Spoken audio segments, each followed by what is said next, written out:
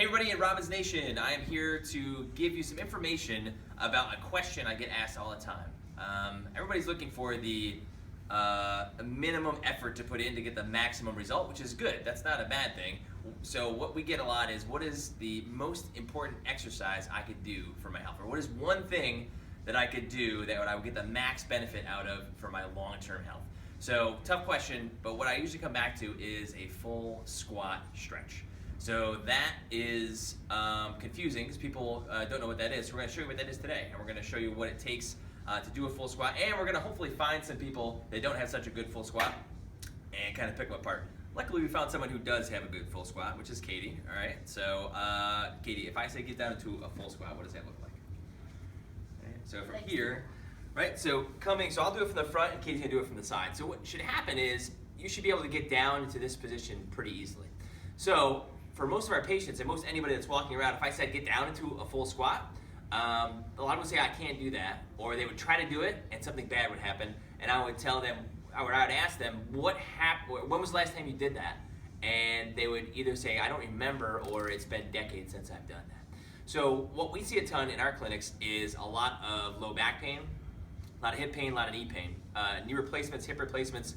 Low back, lumbar fusions are on the rise at a ridiculous rate. Do you know where you don't see those problems? Is in third world countries where they toilet on the ground. So that seems kind of weird, but if you go to the bathroom on the ground, you're gonna spend some amount of time in this position. Not a lot of time, right? It's not like people are spending tons of time in that position, but you're spending at least a little bit of time in that position. And if you ask anybody from a Western society, when's the last time you were in a full squat, they probably wouldn't be able to tell you. Also people that sleep on the ground.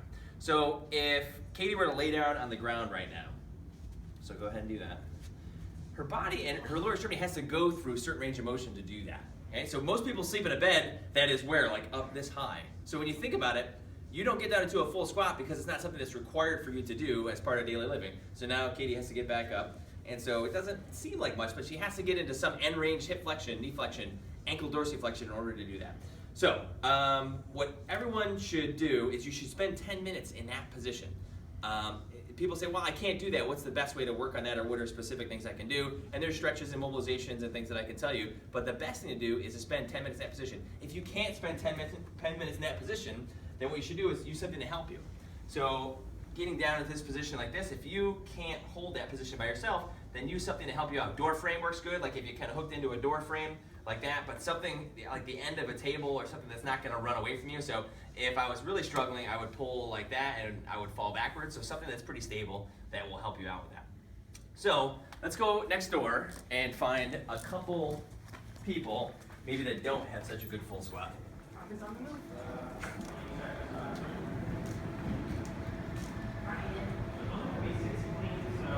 Ryan, ready? All right. Oh, Ryan, now? Really quick. It's just like it's, all right. Ryan, show us a full squat. All right, so what happened? You're going to fall back? No, I just went down too fast. Okay. All right, so we get lower there, like a full squat. That's as low as you can get. Where are you feeling? Go down further. My hips aren't moving. So your hips aren't moving further. Okay. So the other thing that you see with Ryan is where are his feet? His feet are turned out. The number one reason why you'll turn your feet out is if you don't have normal ankle dorsiflexion. So the way that you can try this at home, okay, right, so we'll try this here.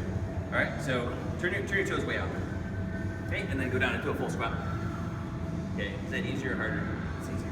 Okay, all right, now come back up. Now point these toes right straight ahead. Okay, and now go to a full squat. And then as you can see, you probably see it in the video, his range of motion is not as good because he compensates for not having full ankle dorsiflexion by turning his toes up. Problem with the head is if you turn your toes out, your arch has to collapse and your knees have to kind of collapse in like that, where if you've ever done any knee or hip or back rehab with me, toe straight, knees out. That's what I'm yelling at you to do, right? So because if you turn your toes out, your knees have no other alternative to do that, and that's a really bad position for your knees. That's why we have so many knee and hip replacements. So from here, toes straight ahead, toe straight, knees out. My knees should be out here. And if you get your knees out even further, then that will allow you to get better back range of motion too. Because if there's a restriction in your hip range of motion, what happens is, and you can't see Ryan, but when he gets down here, he really bends out his back like that because he doesn't have the hip range of motion to get in the proper position. But if I get my knees outside, I can get more of a neutral spine that we talk about in some of the other videos that we have, we talk about with our patients. So, 10 minutes a day. You know, you've got to work up to that. So you're never, like if you went and did that today and you've never done that before, it's probably pretty uncomfortable, but try to work up to that. But that's going to be full expression of hip, knee, lumbar spine, and ankle range of motion. If you're not good at that, if you can't get down there for 10 minutes, you're more likely to have a problem with needing hip replacements, knee replacements, lumbar fusions, which people kind of automatically line themselves up for in this country if they're not doing some general maintenance. So thank you to Ryan for helping us out today. If you want to see Ryan at Forward Thinking Fitness, he's always next door at the Upper Country office. Amazing trainer, I go see him, so you should definitely go there. If you have any questions about this, then you can post them below, and I'll talk to you soon.